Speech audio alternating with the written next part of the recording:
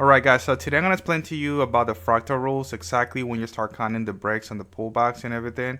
Today trade, I'm going to put it as example, but first we're going to do the drawing and then we're going to go to today trade. So for example, let's say that you're in a downtrend, creating lower highs and lower lows like this, and market's doing a pullback, like it's creating multiple breaks to the upside.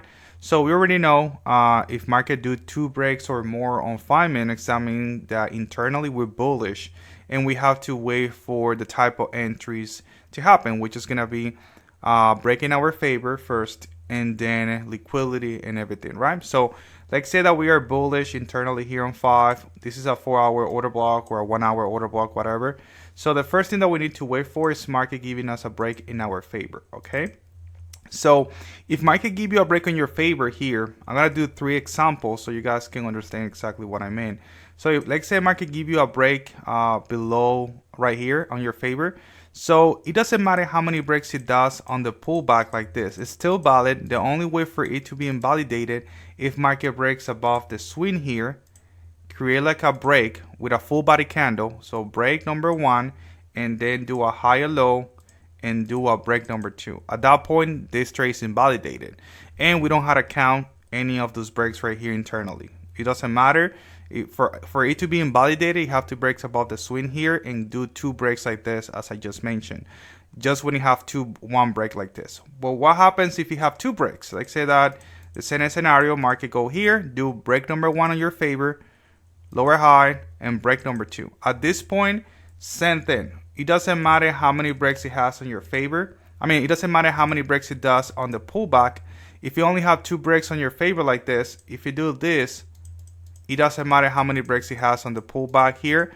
The only way to be invalidated is when market breaks above the swing here and do break number 1 and then higher low and break number 2. That's the only time this trade will be invalidated. But it doesn't matter how many breaks it does here on the pullback. One thing that I recommend you guys to do is like if market give you 2 breaks like that, break number 1 and break number 2, the sell idea is still valid. The only thing that I recommend you guys to do, instead of just thinking about this liquidity, just start waiting for the market to swipe this swing liquidity here, because most likely when market do 2 breaks like this internally, most likely it's gonna go to take the liquidity of the swing. Okay, so that's basically what I recommend you guys to do. The sell is gonna be still valid here. It doesn't matter how many breaks it does here. The only way it's gonna be invalidated if it breaks above the swing here, break number 1, higher low, and break number 2. Okay, but like I said, if it do 2 breaks like this, wait for the market to swipe this liquidity above the swing, which is gonna be a better and valid setup for you to take it. Okay, and when we start counting, when market do when we start counting the breaks internally, super simple. Let's say the same thing. So now we're gonna have break number 1, break number 2, and break number 3. At this point, if market do 3 breaks on our favor like this, now you start counting the breaks to the upside. And if you do 2 breaks or more, then everything is invalidated and you have to wait for the whole thing to happen again. So let's say break number 1 and break number 2. At this point, everything is invalidated and you have to wait for the whole process, which is going to be a break on your favor, liquidity, and everything.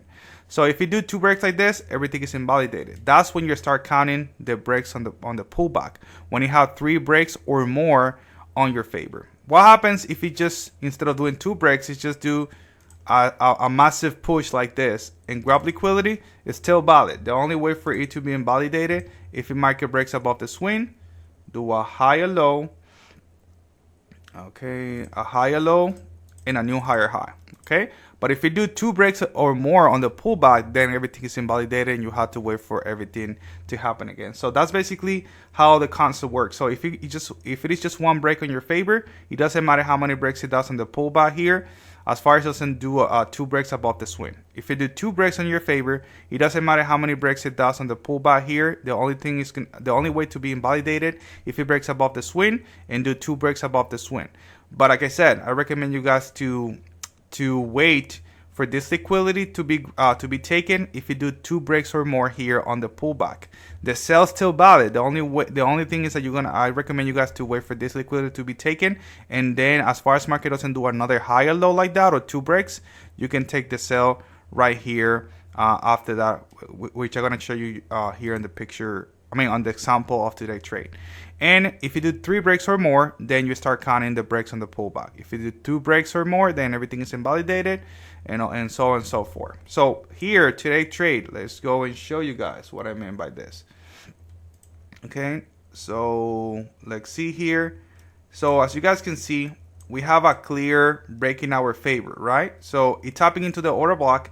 I wait for this break on my favor, break number 1. So it's just 1 break. It doesn't matter how many breaks it does on the pullback here. It do break number 1, break number 2. So the only break that happens above the swing is gonna be this one right here, which is still valid because it's just 1 break. So that means if it just do the swing, that's basically liquidity grab, and I just wait for the small break right here on my favor, which is gonna be this one, and that's why I took it here, and it's valid. It wouldn't be invalidated if market would have break one more time above this swing here. If it does it, then everything is invalidated. Okay, so that's basically the whole idea here. I hope you guys get it. If you have any questions, just let me know, and I'll see you guys around.